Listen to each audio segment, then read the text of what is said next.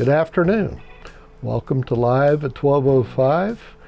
I'm Chris Claud, volunteer here at the Allouette County Museum.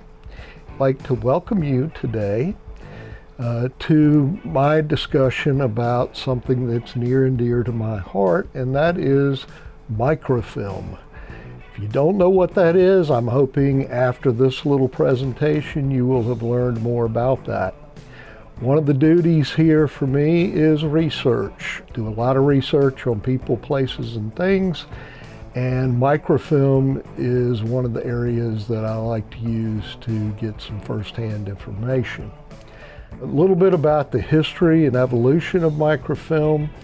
Many government organizations, libraries, museums, and other places in the 1920s and 30s decided to use this microfilm for several reasons, one of which was to reduce the size of items that they had in their collection. So they would take pictures. They used mostly 35 millimeter film. So they would take a picture with the camera, they would reduce the size of it, and then have it put on this actual film. It also was good because it was a better product than some of the items they had, such as paper documents, newspapers specifically. The New York Public Library started using microfilm for newspapers because, of course, it was something that they could be looked at over and over on this type of film versus the deterioration of paper and that kind of thing. And then in order to read this, of course, they needed readers. So you had other companies that were coming out that were producing readers, which essentially consisted of a magnifying glass of some sort, a halogen light bulb to illuminate it, and then it would be projected on a glass or plexiglass type screen or acrylic type screen. One of the major producers of these readers was called the Duquesne Company. And in 1951, they began producing two things. Film strip projectors was one, and microfilm readers. And I'm going to talk to you about one that we have here. It was recently donated to the museum by the generosity of Mr. Steve Stewart at the Smithville Times. So I want to show you how this reader works.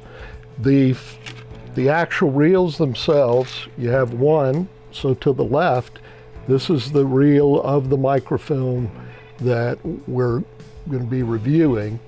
This is usually an empty reel, and we reel or we feed this film onto this reel manually. This is the magnifying glass that I referred to in the light. So this film feeds through these slides to this side, and then simply close it, and then that presses it down so that we can see it. This lever here allows us to move the image up and down, and then we have a focus button here to clarify the image. And then to go through each of these, there's a crank here. You just turn it by hand and you'll see that the images move from left to right. A lot of this is still available, still around, and has stood the test of time. And so it's awesome. I enjoy doing this, and I am really happy we got this microfilm reader. So as you can tell, this is exciting for me. Hope it is for you, and I hope you've learned some things about microfilm readers today. Thank you for joining us, and we will see you next time.